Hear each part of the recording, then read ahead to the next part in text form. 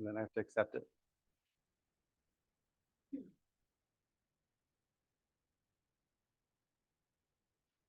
We'll try that again. Good afternoon. Technology is always my favorite part of these events. So my name is Thomas Albert. I'm Executive Director of the Friends of Kauaʻi Wildlife Refuges. And as I mentioned, the series that we're producing today is part of our Princeville Moʻolelo series, where the community association here in Princeville and the Friends group that supports the 3 refuges here on island come together to host these conversations once a month. And so we're delighted that you're here. And we are very grateful to our friends at Princeville at Hanalei Community Association, represented today by the delightful Patty behind the computer over here. One of her many hats, she is also a board member with the Friends group. Also, our hats off to Meilette, who had been running this fine establishment for many years. Yes, bless you. She was also a founding partner in the development of the series. So thank you again, Meilette, for paving the way for this series. So who we are, just a quick intro of the Friends of Kauaʻi Wildlife Refuges. There are 3 national wildlife refuges here on the island of Kauaʻi. I always like to educate folks because everyone pretty much knows about Kilauea Point National Wildlife Refuge. It's a refuge for endangered seabirds, home to our 111-year-old now lighthouse, and it's open to the public. But there are 2 other refuges here on island, less well known, and they are refuges for endangered wetland birds. They are really important spaces for birds that there may be 1,000 to 2,000 left in the whole world, and they predominantly live in these spaces that we help care for. And that is Hanalei National Wildlife Refuge, located, of course, just down the hill here, and Kuleana National Wildlife Refuge in the backside of Lihue. So 3 national wildlife refuges here on the island of Kauaʻi. How grateful are we to have these spaces set aside? And for us as a Friends group, for the last 40 years, to be helping to bring resources to support the work of our U.S. Fish and Wildlife colleagues. I also shout out, I don't have my glasses on, but Krista is here with Fish and Wildlife. Representing our fine friends in brown. So thank you for being here, Krista. All of our work is to support their mission. So what do we do as a Friends group? Basically, we provide financial resources to underwrite capital projects and programs and services of the Fish and Wildlife for the protection of seabirds and wetland birds. It's sort of the base reason of our being. How do we do that? We support the maintenance of these spaces and the restoration of them. One of the real heart space programs of ours is that we provide the funding for all of the sick and injured birds transferred from any one of the 3 refuges into the care of our incredible partners that Save Our Shearwaters. This year, that's a cost of about $35,000 that we're underwriting. Thanks to the love and blessing of all of you, we're able to help take care of each and every one of those beautiful birds that needs our help. And we're really honored to be able to play a role in that. Educating tomorrow's young people about our wildlife and the importance of protecting these spaces. Of course, preserving our historic lighthouse is part of our mission.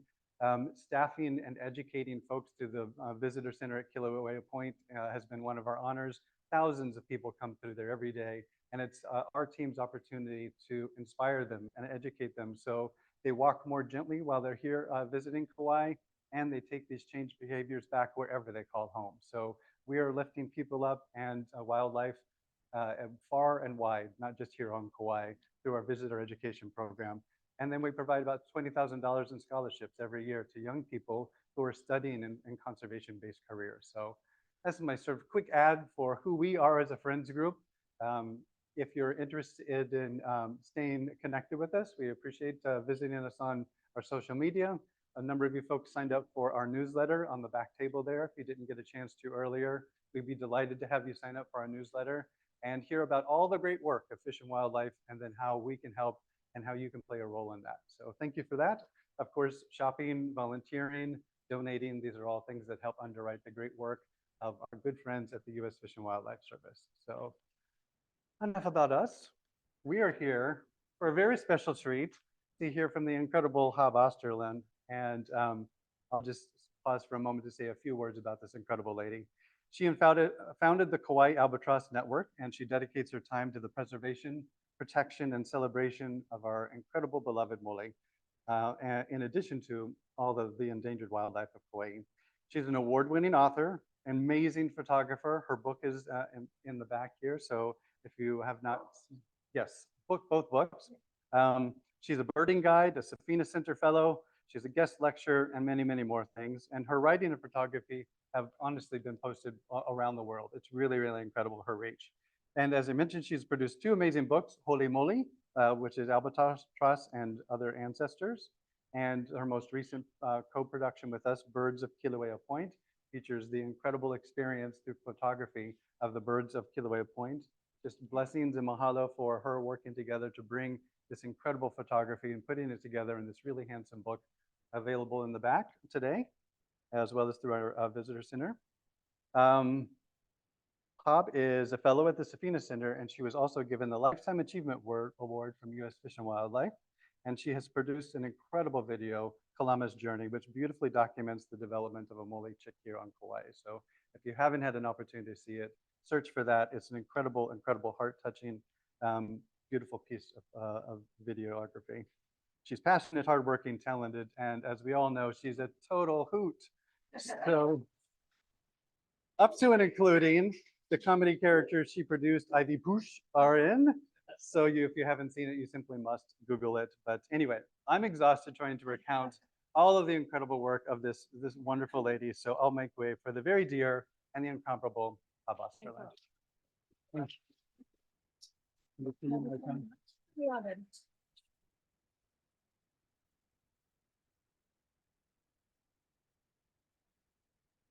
Okay, we're on. You got me, Patty? We've lost. Oh, there we go. Thank you. Hi. Thanks for coming, everybody. I want to introduce some very cool people related to albatross here. We've got Susan in the front row, who's the author of Albatross of Kauaʻi, the children's book, Kaloa Kalua. You right? Mike in the front row. I'm just going to use first names. Mike in the front row, formerly management at Kilauea Point, and now doing lots of other things related to protecting the albatross. Next to him is Anne. She is our model child for creating a catio at her house. Her beloved cat now wanders around in the catio and not around the neighborhood because of this. Thank you very much. She invites you all to come over and look at it if you'd like to see it. And so if you live in Princeville and would like to have that kind of protection for your cat so it doesn't get attacked by dogs and pigs and cars, talk to Anne. And rat poison. And yes, right. And let's see who we got. Well, you already met in the back, Krista, also a great brown shirt ranger and educator. It's the best educator of children around this wildlife of anybody on the planet. Thank you, Jan. Thank you, Jimmy. Angie here in the second row has been volunteering for 10 years at Nainakai around the albatross and still continues to protect them every single week there and doing other duties too. Thank you very much, Angie. Very, very busy socially. She squeezed us in between a birthday party and something else, so she'll be sneaking out. Shar and Chris have albatross habitat in Anahola and are protecting the birds there, have made special fences and special protection for them, and also are helping out with other projects on other properties. So Shar and Chris.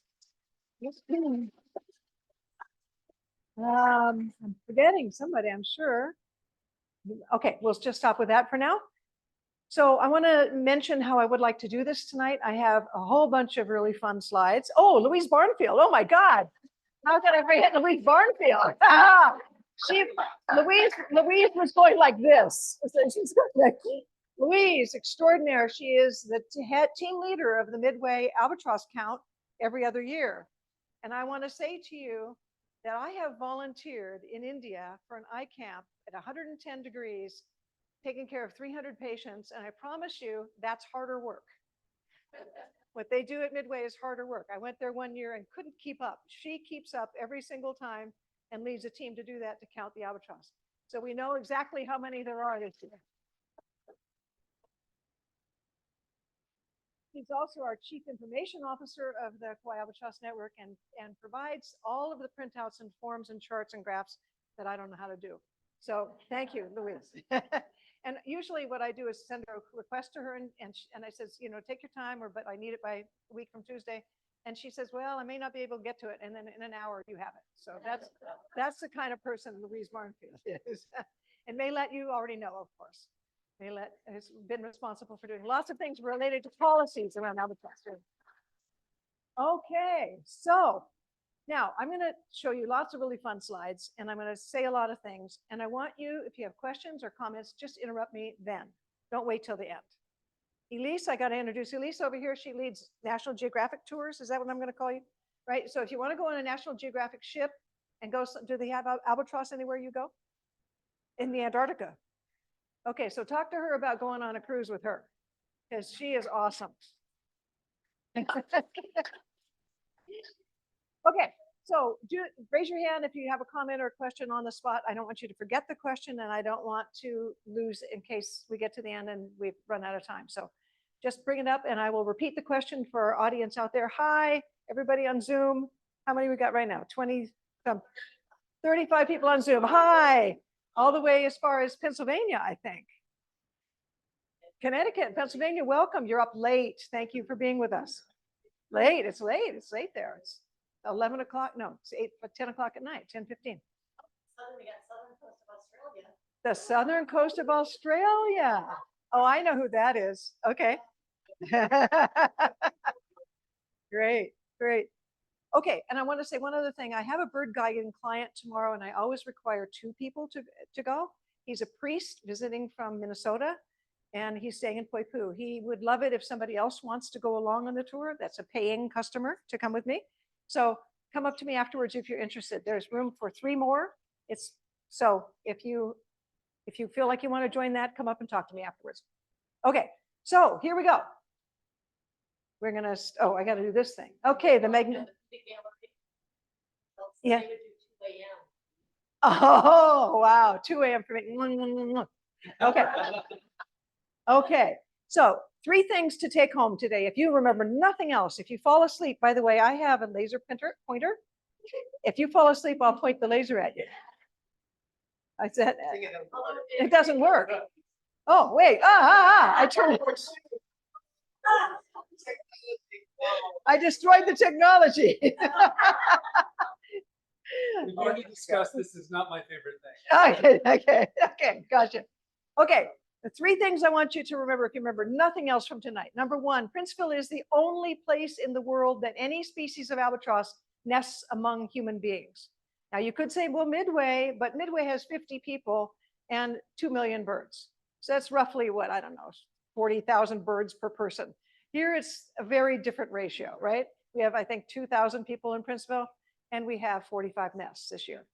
So we're going to talk about that. But Princeville, the only place in the world. So don't imagine this happens regularly anywhere else. You being able to see an albatross makes you a higher kind of mortal. Right? It does. Okay. And another thing I want you to remember is albatross spend more than 90% of their lives solo at sea, in flight.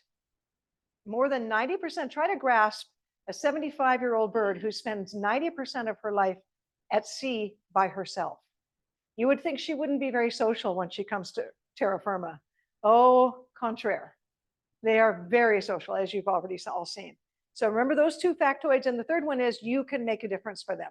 And we'll talk about how, but you can make a difference. Those are the 3 things I want you to take home. So I want to tell you a little bit about who I am and who I'm not before I'm going to submit my credentials to you so you know whether to believe me or not. I am not a biologist. I'm a nurse practitioner. I did all my work in acute hospitals, mostly Queens, but also Wilcox in my career. I ran a pain and palliative care program for a number of years, for about 30 years over at Queens, and then was able to return to Kauaʻi, where I worked in the 70s, late 70s and early 80s, and was delighted to return to the albatross and to the great place of Kauaʻi. So this is a picture. I've always loved birds. This is a picture of me releasing a homing pigeon back when I was about 11 as a campfire girl. So, and it goes to show you too, if you ever have asked yourself the question, is it possible for a person to have the same haircut all their lives? And yes, there it is. I also come by this interest genetically. This is my grandmother's cousin, Martha Warren Beckwith, who wrote this great book called Hawaiian Mythology.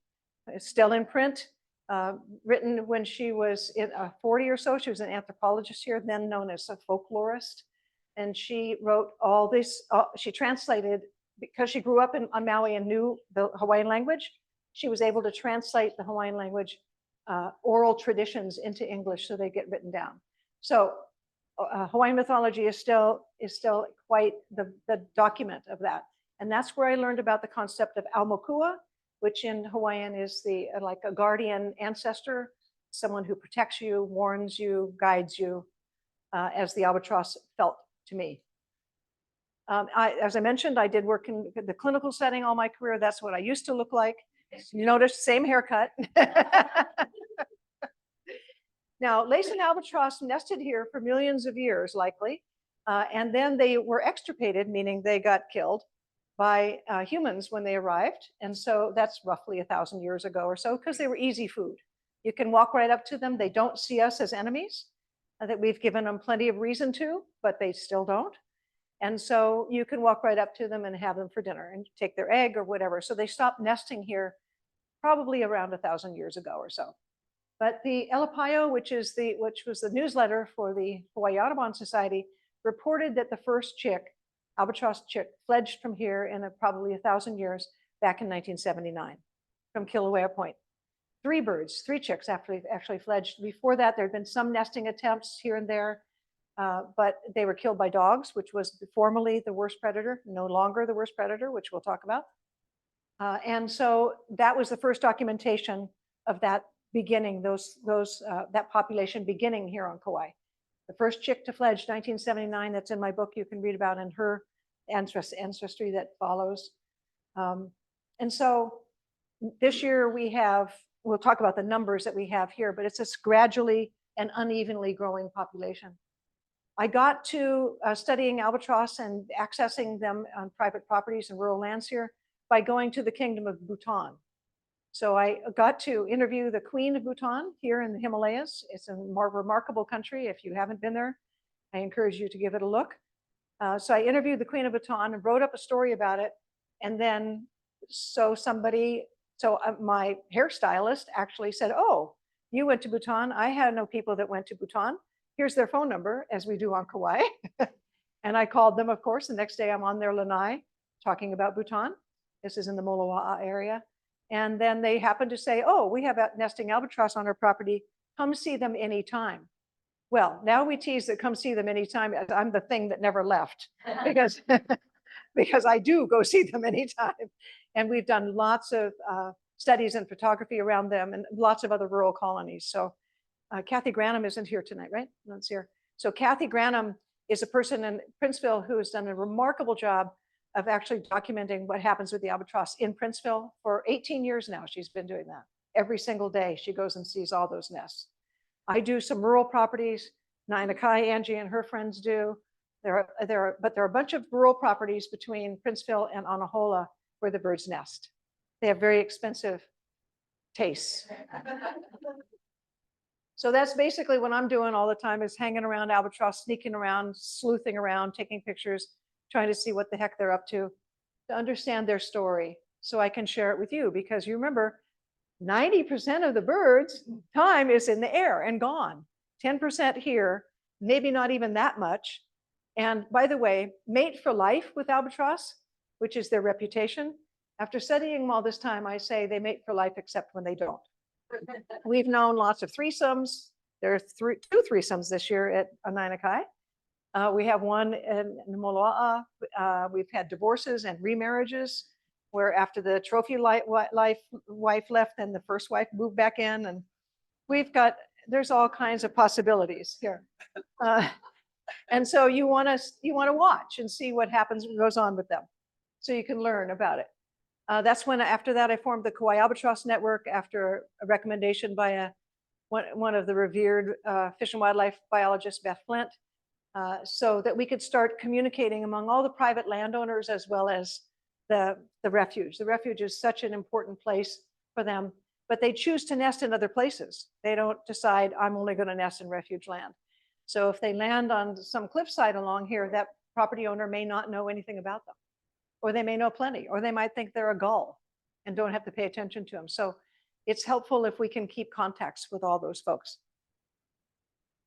That's the midway experience. You notice I'm sitting down because that's the one day off. That was Christmas Day where you don't get, and there are 3 species of albatross in that picture. You see the black-footed albatross, the Laysan albatross, and way over there is the short-tailed albatross. And this year there's one chick. And that's usually the case, one chick, because they almost went extinct a long time ago in Japan. So fortunately, they're being able to inspire some nesting. Then I contacted the Cornell Lab of Ornithology in 2012 or so and asked them if they were interested in doing live streaming of albatross nests. They were very interested, and it took us a while to find a place that had the bandwidth and the power and the nesting birds, of course, there to be able to have the camera going all the time to watch a chick grow up. So we started that in 2014 and ran it for 5 years. And I have a blessing every time we do that, of course. 5 seasons, for 30 months live, 450 million minutes reviewed around the world from virtually every country in the world. 190 countries, more than 190 countries. I don't know how many there are total, but it's not many more than that. Lots and lots of tweets, millions and millions of views, really got us all interested in watching a chick grow up every hour of the day. You notice how things change almost by the minute around them. You might be walking around and see them and turn your back and go, but 5 minutes later, something different is happening.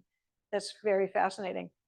So that live streaming was quite a task. Then I wrote the book, Holy Mōlī. That's available in the back, as Thomas mentioned. Mōlī is the Hawaiian word for albatross, as you all know. And they are so extraordinary.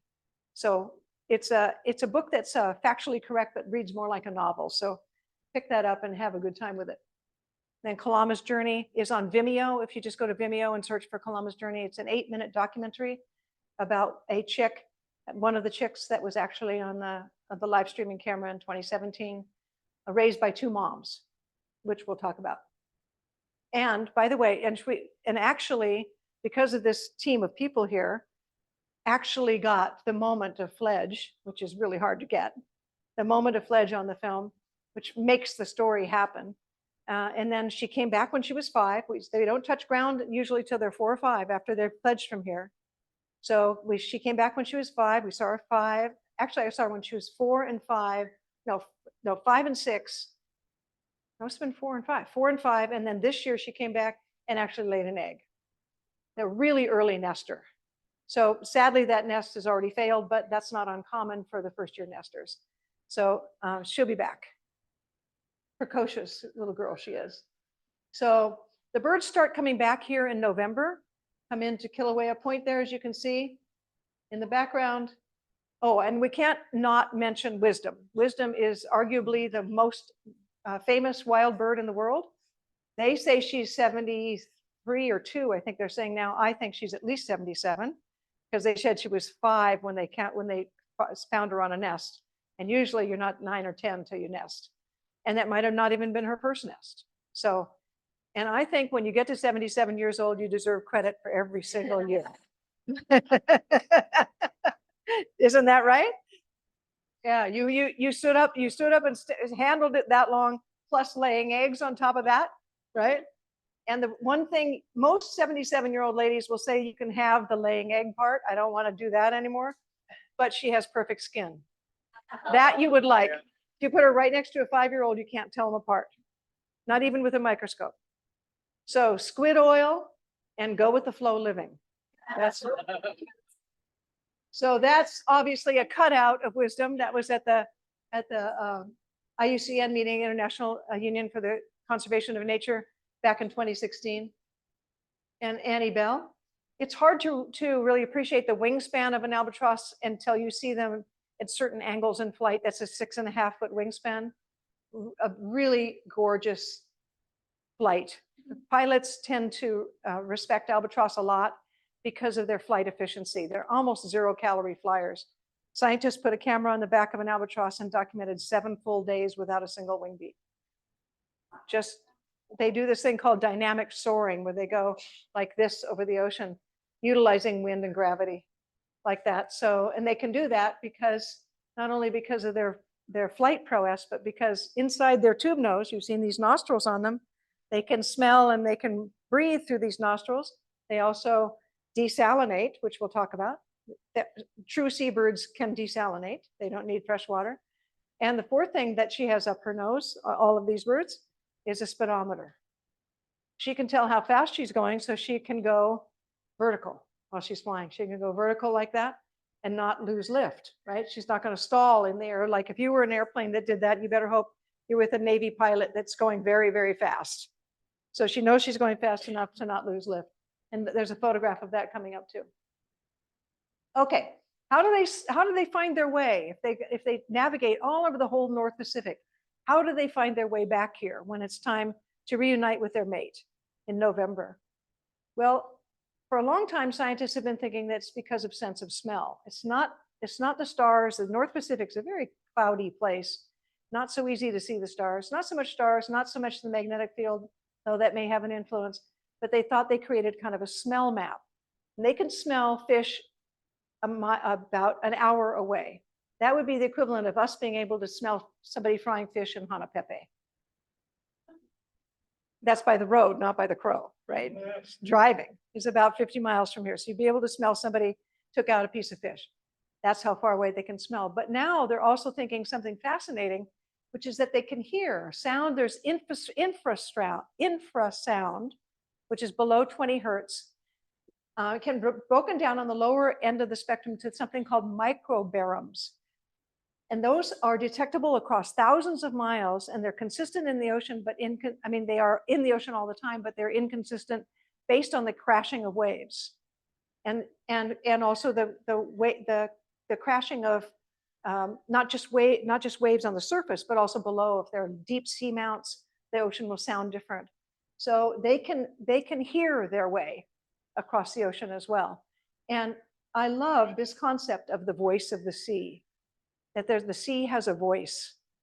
On top of that, squid, whales, and other critters, elephants, emit infrasound. Some that we can hear and some that we can't. They emit infrasound. So the question is, can they hear squid?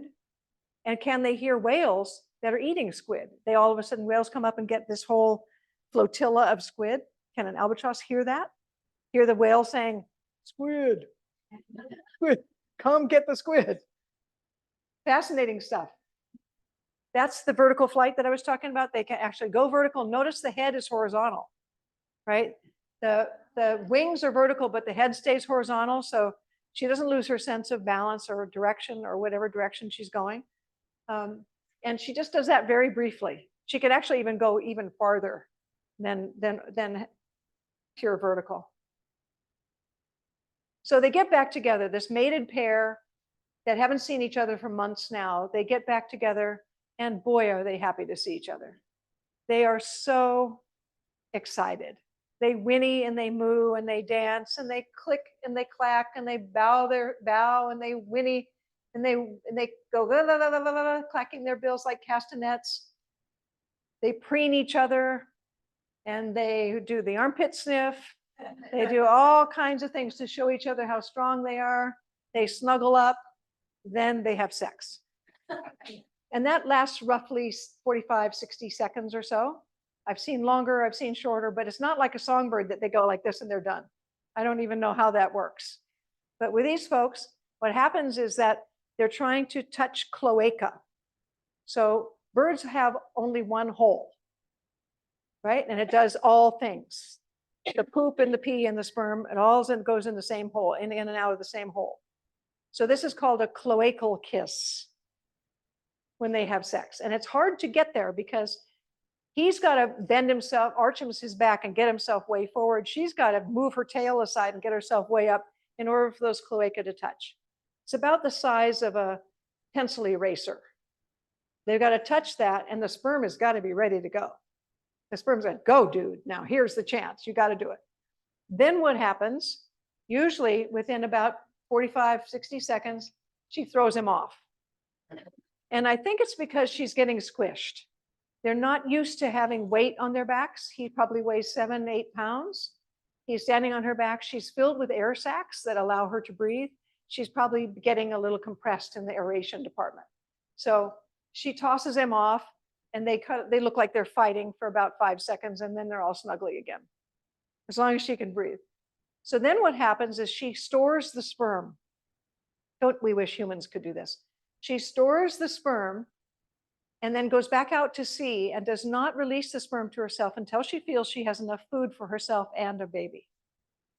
She comes, she decides, okay, I have enough food. She comes back to the spot they've agreed on, the nest site they've agreed on, releases the sperm to herself, and within a day, she lays an egg.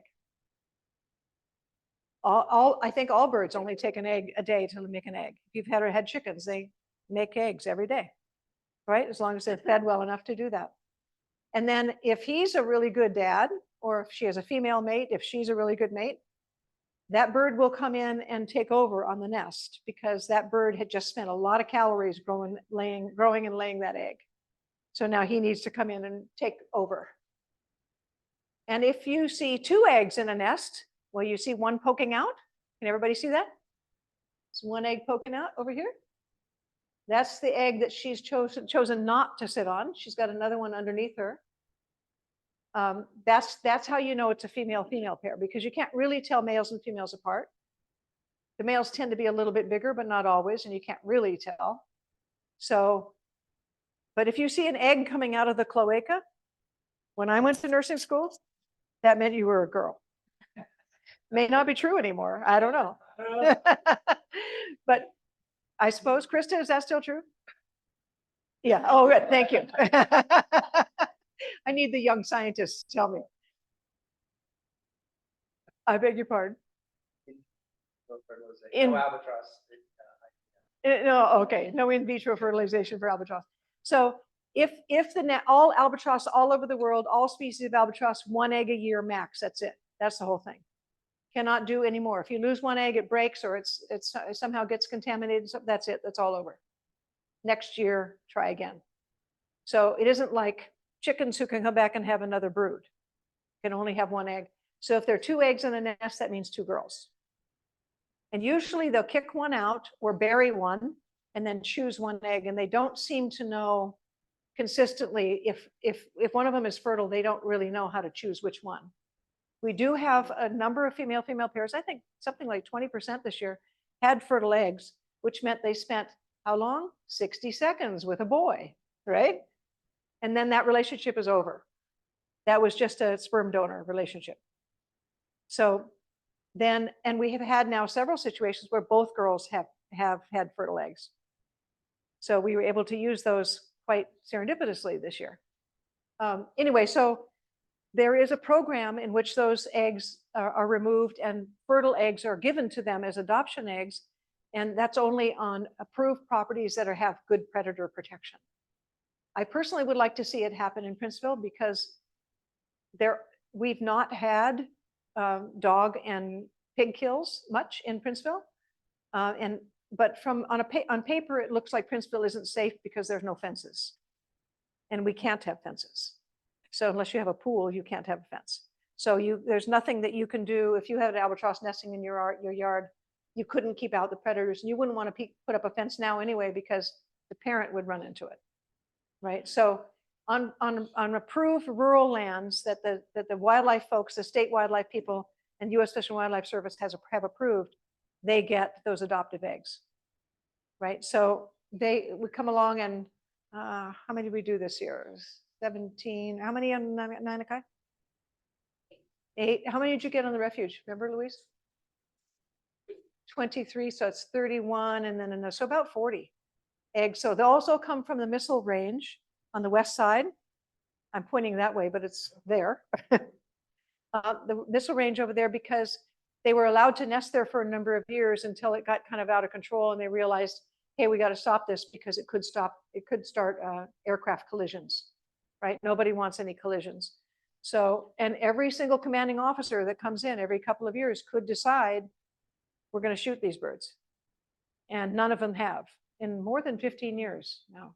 So those eggs are gathered, put into an incubator, and then brought up by biologists to come give to the nests that have infertile eggs. Sometimes male-female nests have infertile eggs too. Questions about that? Everybody's following right along. Okay. Or asleep, and I'm going to put the laser on you. Ready, Mike? No, I'll probably turn this off. Yeah, Sylvia. The question is, how do we know if the eggs are infertile? So they have a strong flashlight. They carry a black cloth with them. You take the egg out from under the bird, put the black cloth over their head. So you're making a portable dark room. You shine a flashlight up to the egg and you can see the embryo inside if it's fertile. If it's not fertile, then you see no growth in there. Maylet. So birds will accept eggs if they have not laid. Birds will accept eggs they have not raised. Yes, I have never once, and anybody else who's witnessed all these birds can correct me. I've never once seen an albatross resist a new egg. You take out the old one and you hand them a new one and they look down at it and they go, ee, ee, ee. And they look at it and sit down like, oh, you stole my baby and give me a new one? Okay. That's what I mean by go with the flow living, right? That's the don't age because go with the flow. Because of the two eggs. Each of them have laid. Yes, because there's two eggs. And usually they're both infertile, but sometimes they're fertile. As I mentioned, we have had nests that have both eggs fertile, meaning both the girls have gone off in the bushes with a boy for 60 seconds. It depends on how you look at it. Yes, we have more females than males. So that may be the reason, that may be a reason. However, lots of places have disproportionate ratios and that doesn't happen. So why is it happening? For example, the Koloa duck down here in Honolulu, the males outnumber females 3-1. But you don't necessarily see male-male pairs. And other places where the females outnumber the males, you don't necessarily see that. So albatross may be doing that for more other reasons as well. But they're just as good at parents. They just need the egg, they just need the sperm, right? Yes.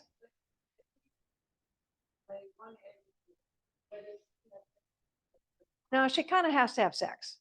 She kind of has to have the hormonal drive to do it. So there are a bunch of albatross that will come here that are teenagers or previous nesters, and maybe their mate has died at sea or hasn't come back this year. They won't lay an egg.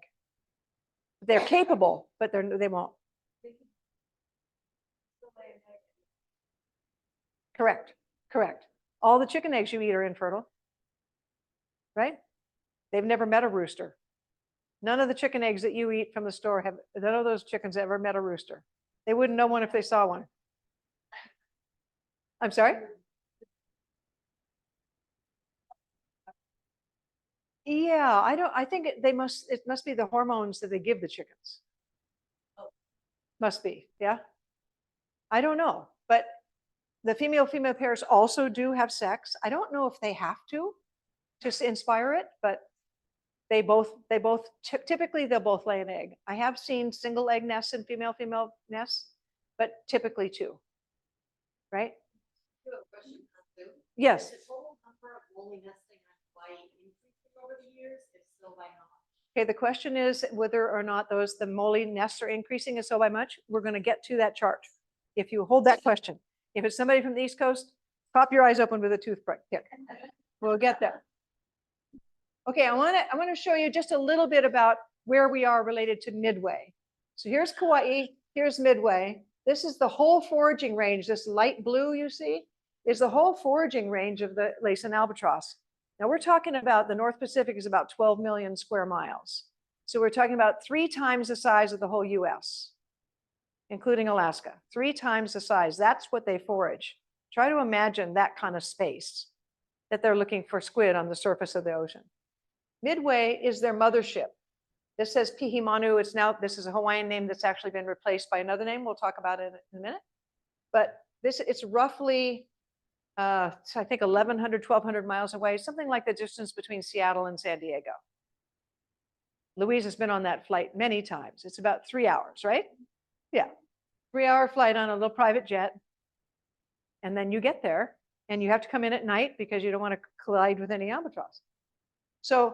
So over here, Midway, just try to remember that for a minute. And then Kauaʻi here and all the other smaller, the Hawaiian island, the inhabited Hawaiian islands. But there are all these other islands along here called the Kapuna Islands or the Wise Elder Islands. that have a population of birds, but not a population of people, with the exception of Midway, which has 50 people, 25 Thai and 25 American. Okay, so Midway's new name is Kuʻai Helani, spine of the earth. Is that what it means, Louise? Spine of something like that? Yeah. So anyway, so this was the count at Midway. This is the one that Louise didn't do this year, but she will do again next year. So about 500,000, right? That's Laysan only. There's also black-footed, but we're just talking about Laysan albatross here. Kauai had 337. Oahu had 174. So our total, 511.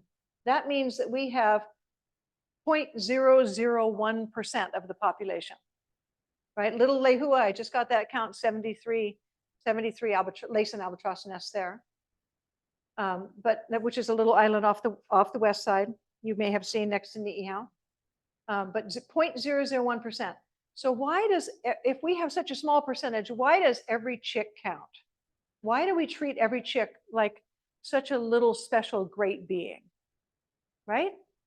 So let's talk about this other count here for a minute. I just want, this is kind of a full chart. This is, thank you to Louise Barnfield. So if we look at the numbers over here, this is 10 years of data. If you look at these numbers in this column, this is the third largest population we've had in 10 years at 337 nests this year, the third largest.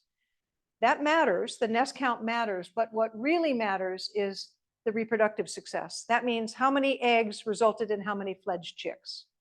We want this percentage. So you notice that when we first started doing it, it was almost 58%.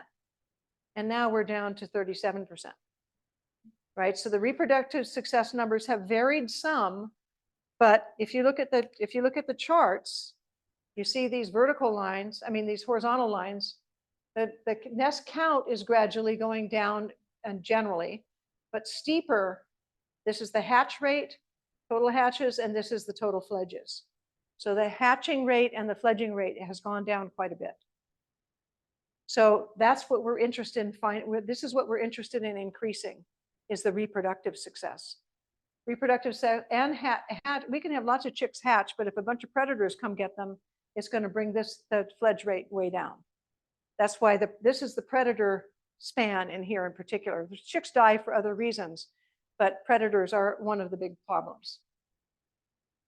The other reason why every chick counts. Now let's look at these 3 islands of Midway. 1, 2, 3 islands of Midway. This is how it looked in 2017. This is how it's predicted to look. It's at 2100.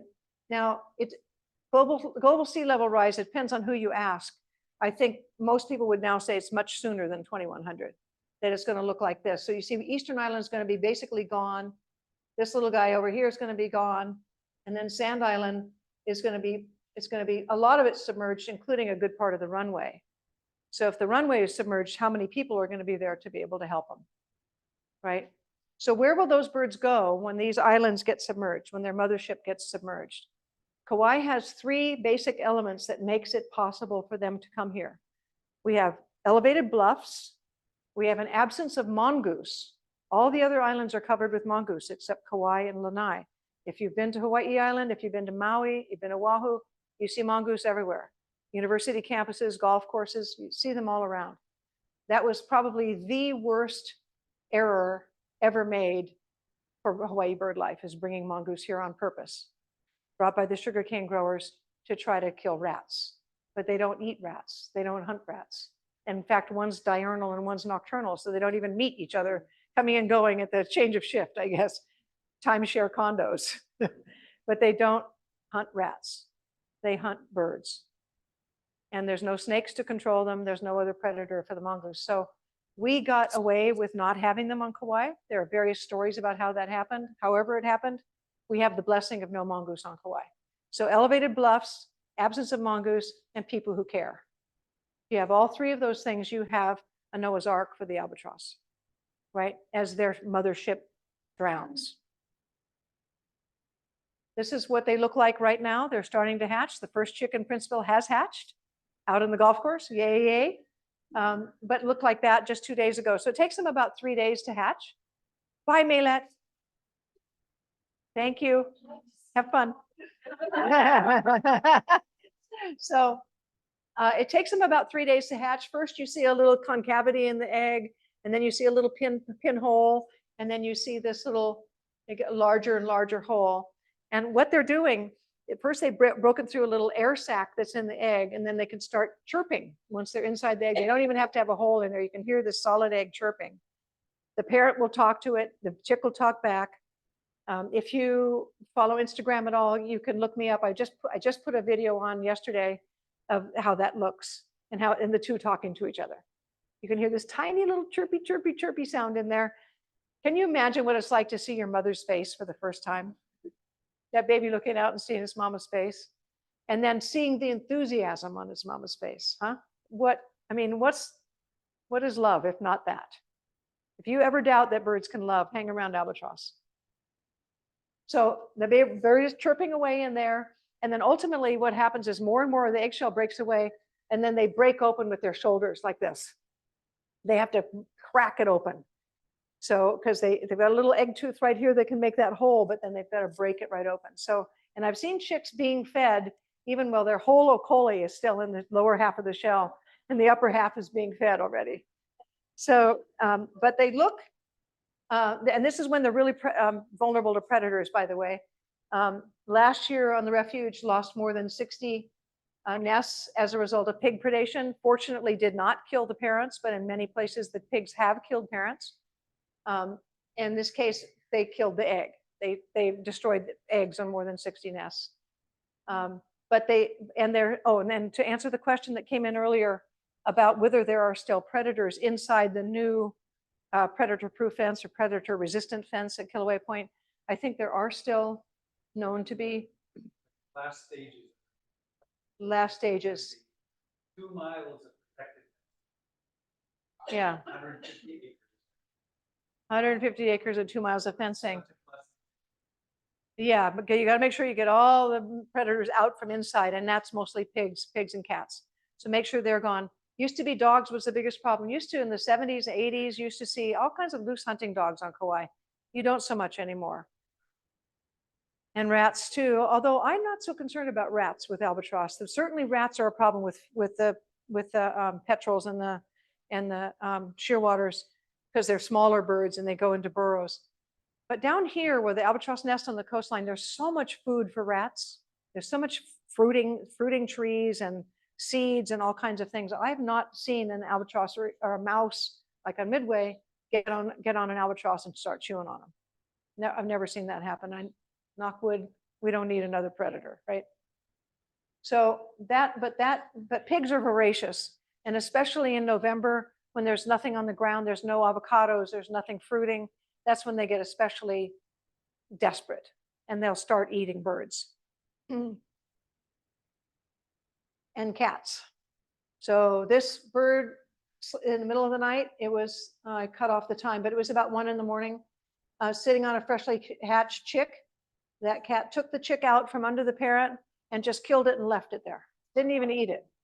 Just took it out, just scared the parent to stand up and then scooped it out, chewed on it and left it on the ground. You see, cats they're built to be predators. And everybody knows who owns a cat, they bring home gifts if you let them out. They predate even if they're full, even if they've been fed. So feeding them doesn't help them stop hunting. Now, all cats have different personalities. Some never go anywhere, but some go all kinds of places. Some go as much as 5 miles. So keeping the cats under control around, especially this time now, for those of you who live in Princeville, who live here all the time, please keep your cats indoors for this month at least. Keep them indoors. Or if you know people who are out letting them out, please encourage them to keep them indoors, because those cats could easily go out and kill albatross chick and come back and nobody would ever know it, except when we check the nest in the morning, there's no chick there. It's just gone. You want to speak, Mike? Come up, speak. Mike has something to say. Yes. Thank you. I have a guest speaker. Yeah. Hello, everyone. My name. So they can hear it on the. Oh, yeah, here. Hello, everyone. My name is Mike, and I'm your neighbor here in Princeville. Put it on me so I can. Oh, I can just hold it. I'm your neighbor here in Princeville. Thank you, Hob, for giving me a couple minutes. So I like to go out at night, and I walk the bluffs in Princeville, all along the bluffs. I have a strong flashlight, and I like to shoot shearwaters, and I like to shoot nene chicks, and I like to shoot albatross chicks. No, with my pellet gun. With my pellet gun. And you probably think that I'm repugnant, and you would probably like to call the police on me even. Well, I let my cat out at night. I don't keep my cat indoors. And I'm effectively doing the same thing with my cat as I'm doing with my pellet gun. And this story is not true. I don't do that. But I know, right? Well, I am a little bit crazy, but I'm crazy to stand up here and try to pull this off. But there's such a disconnect in our society, in our culture, in our humanity, that does not put two and two together, that by not thinking about the behavior of our cats and not thinking about the consequences of those behavior and not taking responsibility for what those animals do. And we in Princeville would like to change that. We'd like to have a sea change in philosophy and say it's no longer acceptable to let your cats out. You know, keep your cats indoors. We do not let dogs run all over and do mass kills. They get out sometimes, but we need to keep our cats indoor. And I don't know if this is a good time to introduce a lady who is doing a great job with that. We're coming to that. Okay. Thank you. Thank you for the moment. I appreciate it. Thanks. Oh, sorry. You should go to the restroom.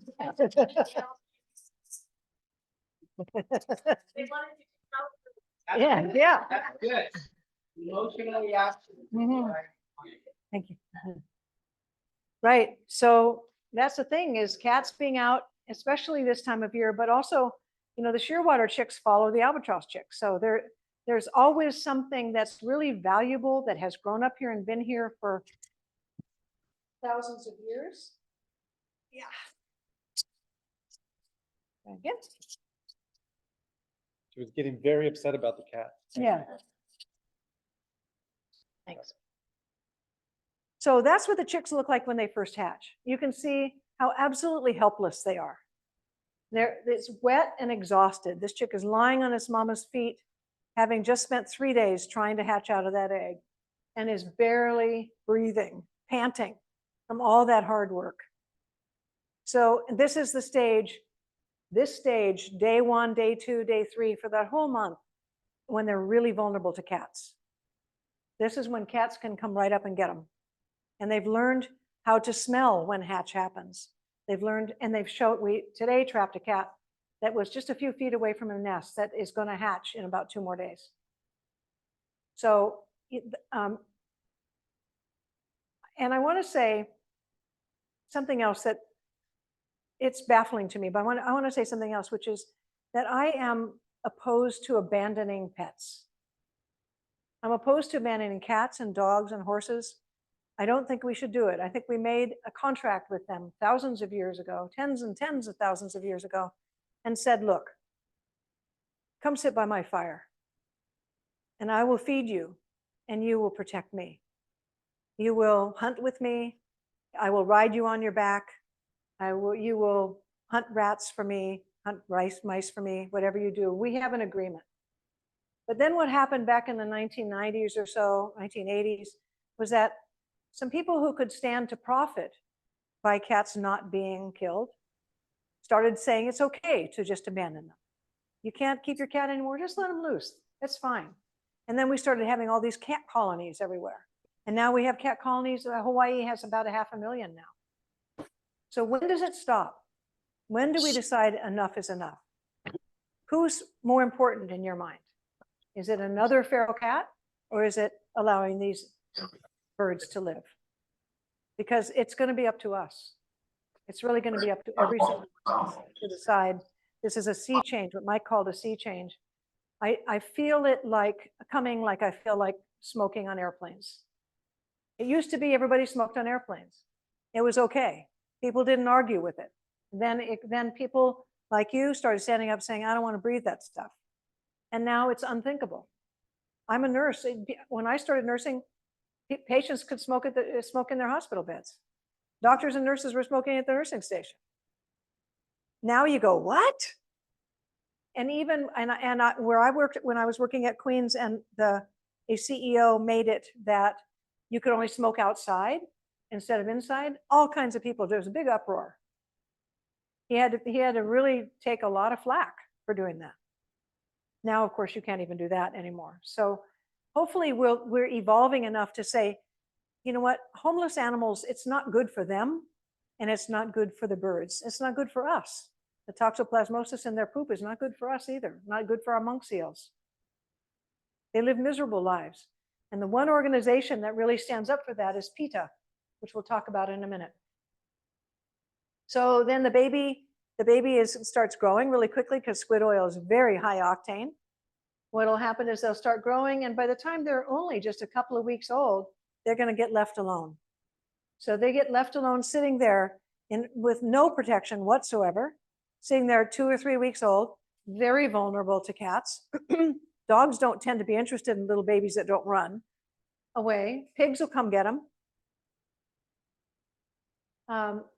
And you know, they're very attached to their parents. Their parents are very attached to them, but the parents have to go far away at sea. Remember how far away that foraging range is. They've got to go a long way to find the food to feed themselves and their babies. They start plumping up a lot. This is my one and only picture ever purchased by National Geographic. Thank you, Elise. She didn't have anything to do with it, but I mean, I actually got a check from them and everything. So that chick is eating its own shell.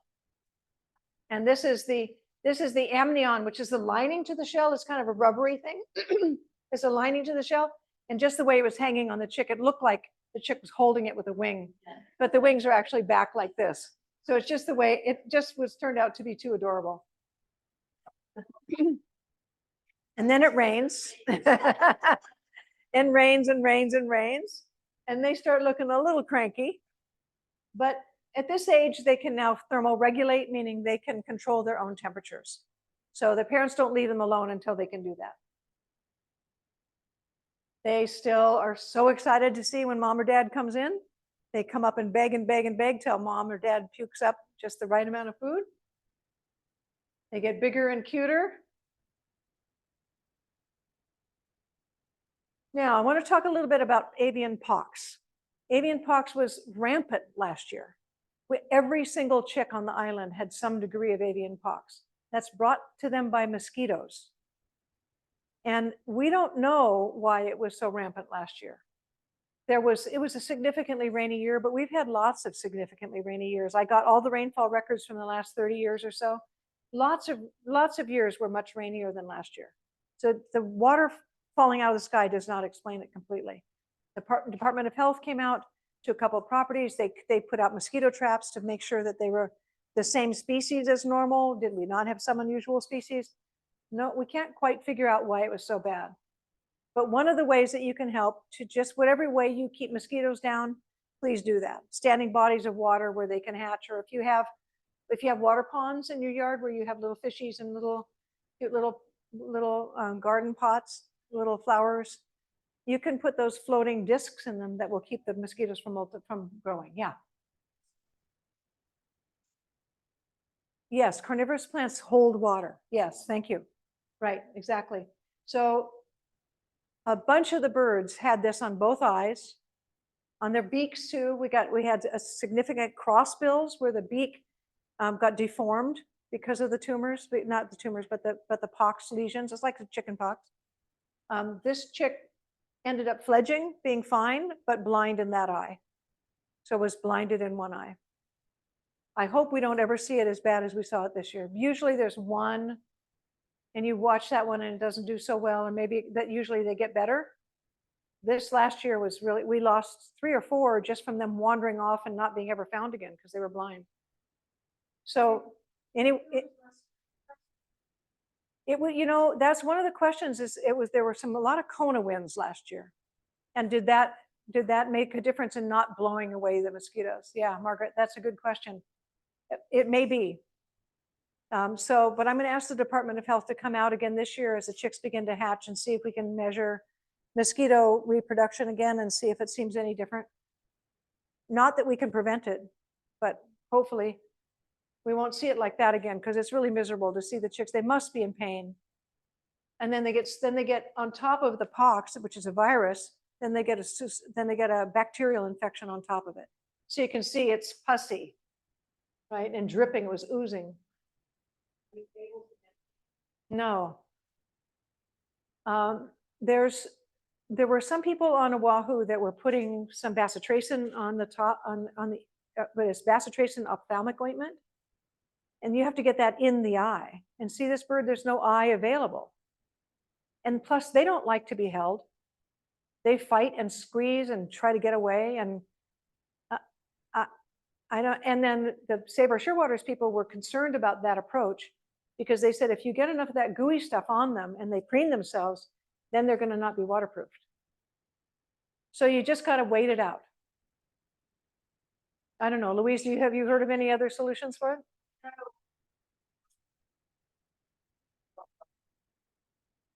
Yeah. Right. Right. Yes. Yes. No. It was awful to see. Yeah. Yes, right. So Louise is saying that we had lots of pros and cons, lots of conversations about it because it was pathetic to watch them. It was absolutely pathetic because they had this for like 2 months. I mean, they looked really miserable. And then they started dropping away around the 5th month or so. So they started showing up in March. By June, they were starting to look better. But for 2 whole months, they're wandering around blind and looking like they're in pain. And still, their parents could find them. And still, they wanted to eat. So if you ever think this life isn't worth living, think about what they went through in the pouring rain, not being able to see, and still having a strong urge to survive. That really impressed me. In fact, I was near a chick that was only probably, I don't know, 10 feet away from me. The parent landed another 20 feet away silently. They land silently, and that chick started eeping right away. Now, how did that chick know that was his parent, her parent? I don't know, but I found it remarkable and started heading in that direction toward the parent. So there's a way that they know of each other's presence. That's feels like magic to me. But you would have thought the parent would have looked at that chick and said, that chick isn't going to live. I'm going to stop feeding it. You know how sometimes parents will give up on sick babies. They didn't give up. Nobody gave up. I didn't see any of those chicks abandoned, not one of them. I only saw parents come back and not be able to find them because of the 3 or 4 that wandered off into heavy vegetation, and then we couldn't find them. We couldn't find them. You should have seen Angie try to find them. She's a mountain goat. Angie's a mountain goat. She would go through weeds this thick looking for them, and you can't find them. So then the kids, as they get bigger, they're going to mostly see teenagers. So a lot of times I'll get a call from someone that say, I saw a chick with its mom and its dad, and the mom was beating up on it. And I said, well, you know what? It's probably not the mom or the dad. It's probably the teenager that's teasing it. And the teenagers actually are also very affectionate. They'll hang out next to them. They'll sleep overnight with them. Sometimes, sadly, they try to mount them. But normally they're okay. They hang out with them affectionately. They're very curious about them. If there's a 10-acre field, I can tell you where the chick is based on where the teenagers are, because they'll be just hanging out. Sometimes there's really popular ones. There might be 10 teenagers just hanging around that baby for some reason. So they commune somehow. They learn something. And I think the chicks also learn about the dances. They watch all these dances going on that they probably never saw their parents do.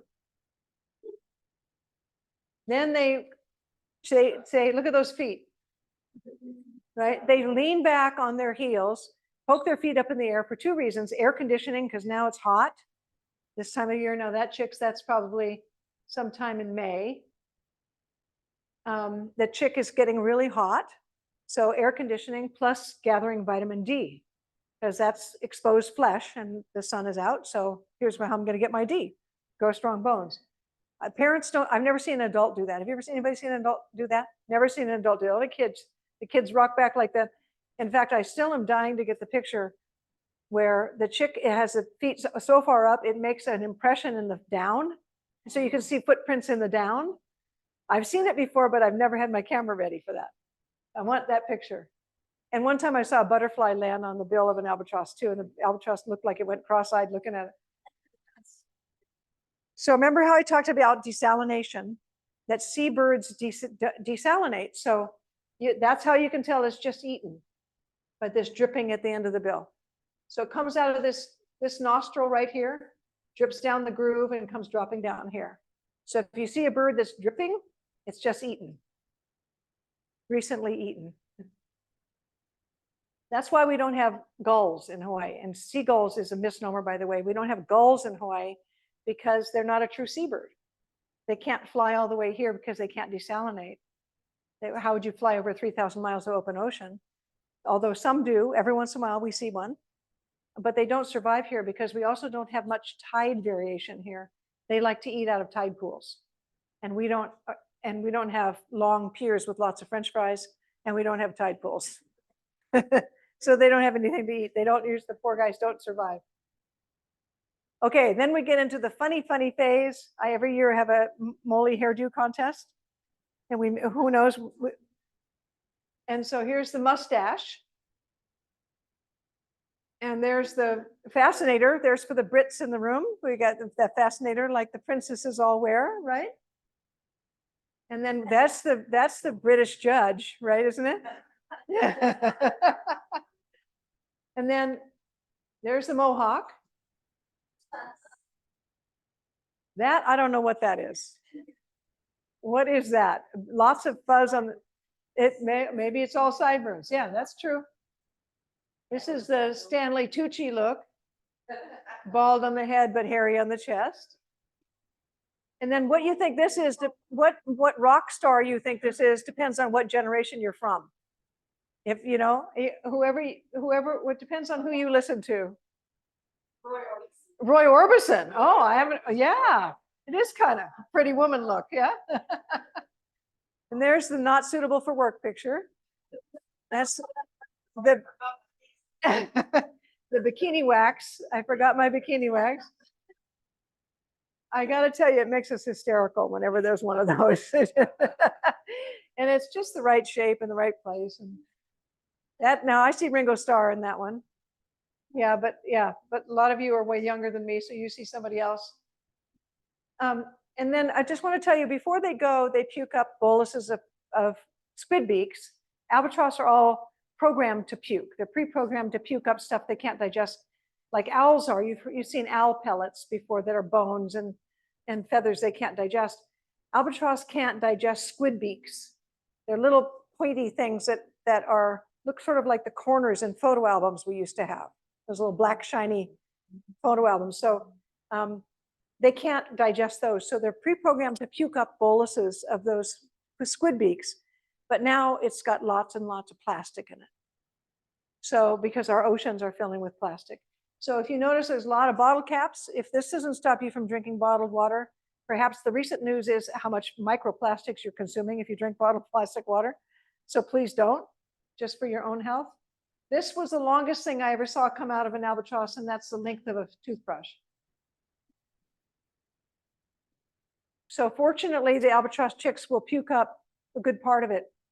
But last year, for the first time, if it wasn't bad enough because of the pox and the predation, we had 2 chicks die because they got bowel obstructions from plastics, microplastics. I'm talking about plastics the size of a grain of sand. So they would not even be necessarily visible to you. Like a small grain of sand. So they got clogged in the intestines. And what albatross will do if it can't digest food into its intestines is it'll grow feathers faster. I never knew this. This is a new knowledge for me last year. So there was this one chick, we had the least pox in a certain colony, least top pox of anybody there. And I thought, well, if all the chicks, that one is going to do well. It was big. I called it mamona, and Hawaiian means fat. was big. It's a big chick, lots of feathers. It was one of the oldest too. So I thought, well, this chick is going to fledge early. It's doing so well. Then one day I found it lying on its side and it couldn't get up. And I set it back up on its nest and it just fell on its side and kicked its legs again. So I called Save Our Shearwaters. They came up and examined it, took it in, did a gastric lavage, thinking it was related to some kind of toxic chemical in the body. Couldn't get much of anything out. But tried to feed it. It couldn't pass food down. And so even with hydration, the bird just couldn't neurologically get better. It couldn't walk. So they had to euthanize it and then opened her up and found that she had this intestinal blockage. It was basically a plug in the intestines from microplastics. Yes, exactly. It was an accumulation of microplastics from the food the parents fed. Right, exactly. And I don't know when that's going to start happening to humans with what we're consuming, but it gave me a picture of where microplastics are going. So, and there was one at Nine Akai, same thing happened. That looked like a big, robust chick. And it makes you doubt what you know. You know, I've been watching these chicks for all these years, and I think I know something about that chick, and I didn't know anything of what was going on. That chick died because of microplastics. So it's not just these big fat pieces. It's the little ones you can't hardly see. Then when they get ready to fledge, you can see that eagerness. Look at that eagerness. Now, all of us have been at some point in our lives where we had to jump off a cliff for the first time. Yes. How are they getting banded? Okay, how are they getting banded? They get banded by the state wildlife people in end of May when they're big enough. Go around to all the properties, pick them all up, and just so snap, you can't see it, but there's a metal band on this leg and a plastic band on this leg. It's called the auxiliary band. So each one of them, all the chicks that grow up here in private properties have been banded for many years. And they don't like it. They don't like to be held, but they're held very briefly. And it's worth it because then we can know who's coming back and what their survival rate is and all that. How many people does it take to band them? It takes two people, one to hold them and one to go clip, clip.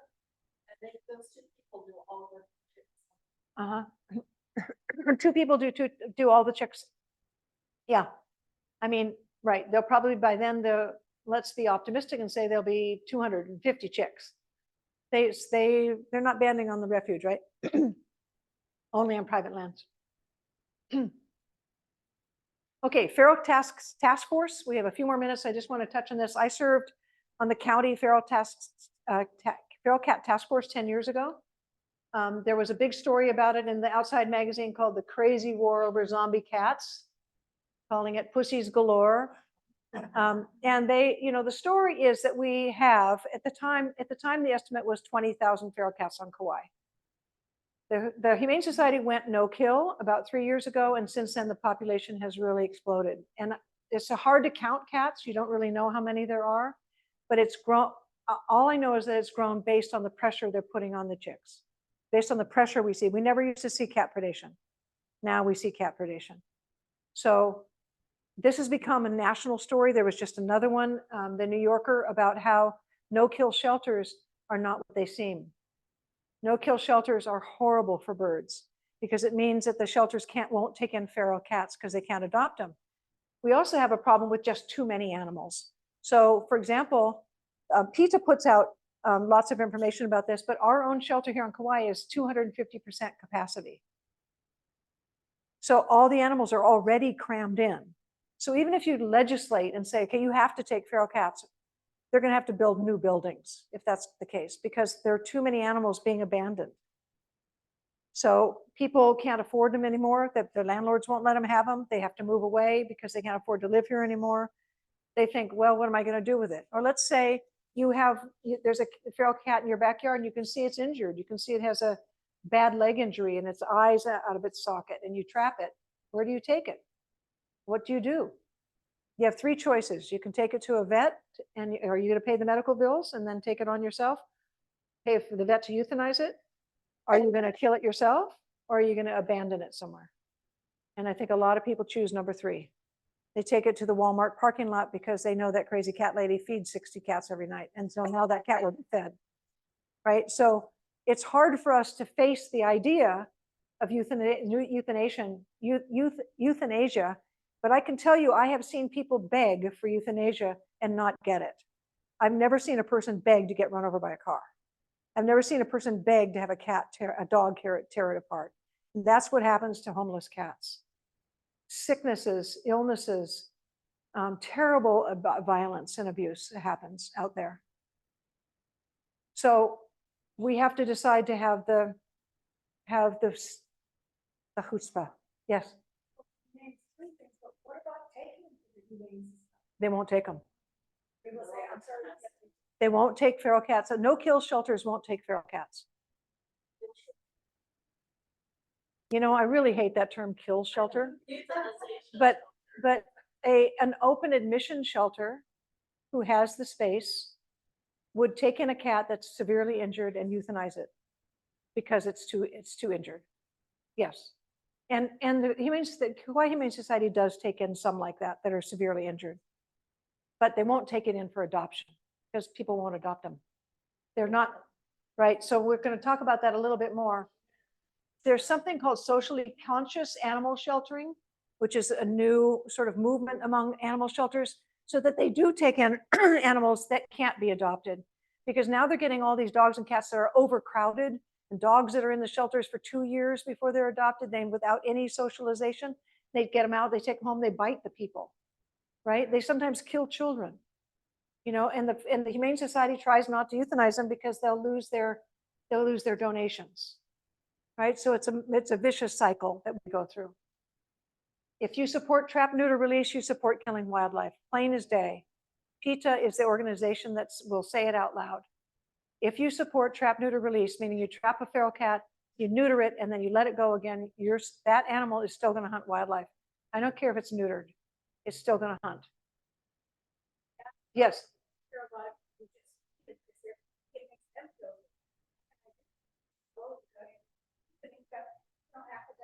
Yeah. Right. Yes. A lot of people helping people. Yeah. We have as a species a desire to feed things that need something. I've seen this in hospitals all my career. Your mom is very sick. She only has a couple more days. Everybody wants to feed her. Her body cannot tolerate food anymore. We have this desire to feed. That's how we nurture. We have to, with these animals, figure out another way to nurture, because this kind of nurturing isn't working, right? I understand the motive. Yes, Sylvia. I just noticed that the feral cats that live near me have all the. Oh, have they? And I found that massacre of feral cats. Okay. And the reason was that federal funding of birds and action against predators. So as far as I know, there have been thousands of cats that have been and it was paid for by the county. That's something you can check with. I don't agree with that, and I don't believe it. So anyway, so this gentlewoman here, who I know, Sylvia, is saying that she's heard that thousands of cats have been massacred, and that it's been paid for by the county. The county doesn't have that kind of money, for one thing. That cats are.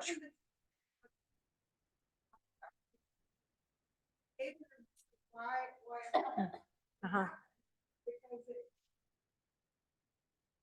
the county can get federal money for protecting birds. And in order to do it, they have to.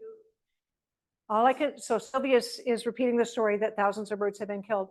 All I can tell you is that I keep abreast, killing cats, I'm sorry. I keep abreast with these stories and have for a long time, and I don't believe that story. I'm just disagreeing with Felicia. Okay? Yes. I still think it's better if you have a feral cat, and I take it to the Humane Society. Yeah. And look at my eyes. Check and had a chip. Uh-huh. And then you call the person and says, well, I gave it to you. Yeah, no, Mhm. It's better to get it there to, if possible, get it out of being on its own. Uh-huh. Yeah, well, yes, if the Humane Society, my understanding is the Humane Society will take it if they can, and they're 250% capacity already. They'll take it if they can, if you can hold it in your arms. If you cannot hold it in your arms because it'll scratch you and bite you, they won't take it, because that's not that's a feral cat. Okay. Animal shelters aren't sheltering it, they're fueling cat hoarders. That's what you're talking about. That the shelters are not taking in cats, so what's happening is the people who do hoard will hoard more. And every single week, I get emails from PETA describing countless numbers of animal organizations that are taking your money to protect animals, and then all these animals are starving. Now and they always have cute names, right? Waggy Tail Dog Rescue. And now all these dogs are in cages, and they find all these emaciated and dead dogs. And I think it's because I think hoarding is an illness, but I also think that they started with good intentions, and it got carried away. And now they can't afford to feed them anymore because it takes a lot of money. It's very expensive these days. Now, we're going to talk about this special cat. This is a cat called Boopsie. Boopsie had the very bad fortune first of being abandoned, but was a pet that was abandoned, not a feral cat, but an abandoned pet. So tame. Then this wonderful woman retired on Kauaʻi and she traveled internationally.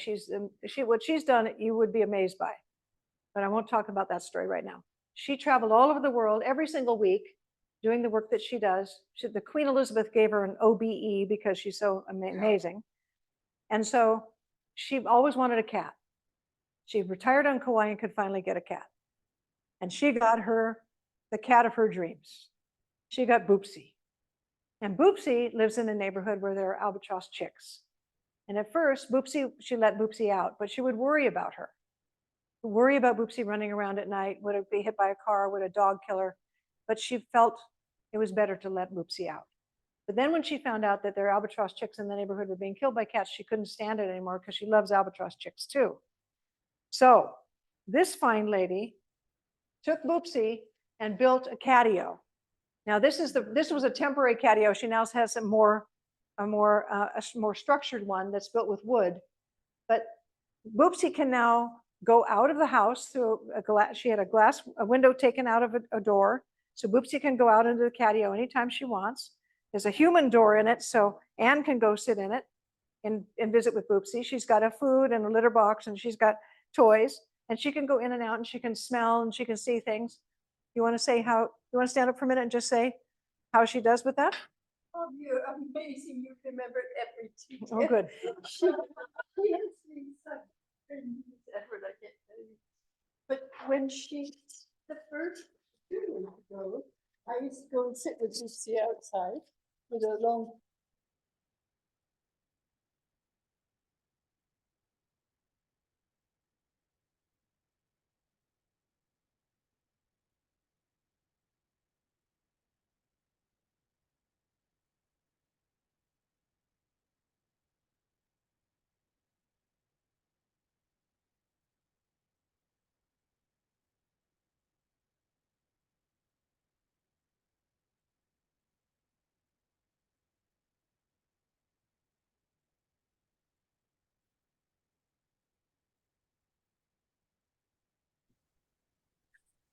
None of us can hear anymore. Can't quite figure out how to get the sound to come back on.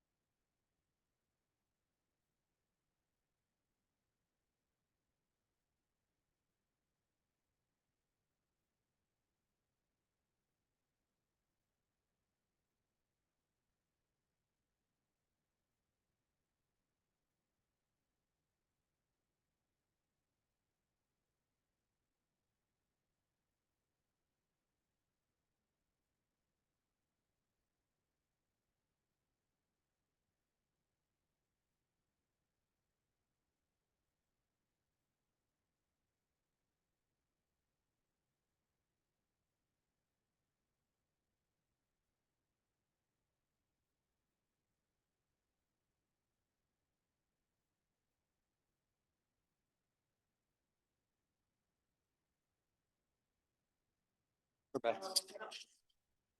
Together? Okay, this one's on. Okay, sorry to the Zoom audience that the mic died while Ann was talking, but Ann just told a very touching story about keeping her cat safe. Also gives her more peace of mind.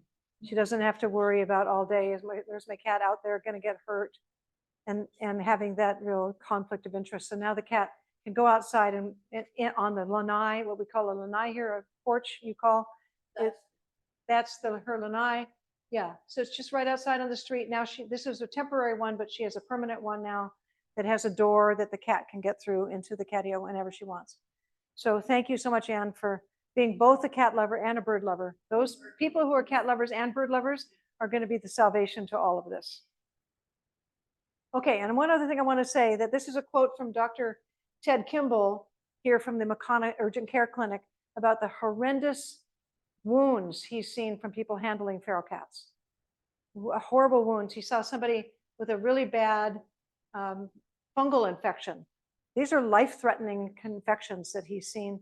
And one of them, and that particular one that was life-threatening, was from a woman handling a kitten, a feral kitten that she'd gotten from the Humane Society.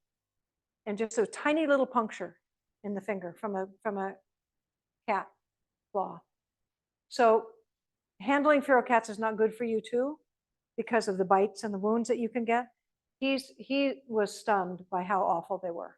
So he's encouraging everybody not to handle them. Well, we investigated that on the Feral Cat Task Force. How far do they roam? We know that they're very individual, but some can roam as far as 5 miles. Some only stay 100 yards away. If you look at studies and you see, cats they put cameras on them, or they put to see what they do. Oh, we've got a Kauaʻi that just walked in. A Kauaʻi duck. Somebody's phone sounds like a duck. So some of them will wander. Some will stay home and go nowhere. Some will go 100 yards away, but some will travel for miles. So it depends on the cat. Is the point. This is a sign that's in one of the shopping centers in Lihue saying, just don't, if you have a cat or a dog, put it on a leash, and if you do not feed them, and if you do, we're gonna take action. How can you help? So we've already been talking about this. You can protect the birds by keeping your cat indoors, by not feeding feral cats. If they're all prohibited in Princeville, feeding any wild animals or feral animals. You can donate to any of these organizations that have everything to do with all the protection. You can volunteer at them. Even being able to drive a Kauaʻi duck from Honolulu to Lihue makes a big difference, or to Kapa, for them to be taken care of. To empty the containers of standing waters we talked about. And then if let's say you're trapping roosters in your backyard, but you catch a cat instead, call a predator control person who can make sure that they're not a pet, right? They have wands to see if there's a chip. If you have a cat and you want to let it out and you still feel confident you want to let it out, but you're scared it's going to get trapped, put a collar on it. Then we know it's a pet. The chip, it's a pet too, but not everybody has a chip reader. You put a collar, like you saw Boopsie had a collar. Cats may not like it at first, but it might save their lives too. So put a collar on it and let it, and if you feel like you absolutely have to let it out, then at least it's recognizable if it gets in a trap, and nobody will then euthanize it. Okay, remember the 3 things. Princeville is the only place in the world where albatross nest among humans. Prince and albatross spend 90% of their lives at sea in flight. You mentioned bird, 90% of its life in flight, and solo typically. And the 3rd thing is you can help. You can make a difference. So thank you so much. We're already over time. Thank you so much for all your attention. I appreciate you. Bye. Bye. Okay, now you can stand up. Do your legs still work? We love you. Thank you. Thank you, Auntie. Yeah. Mahalo.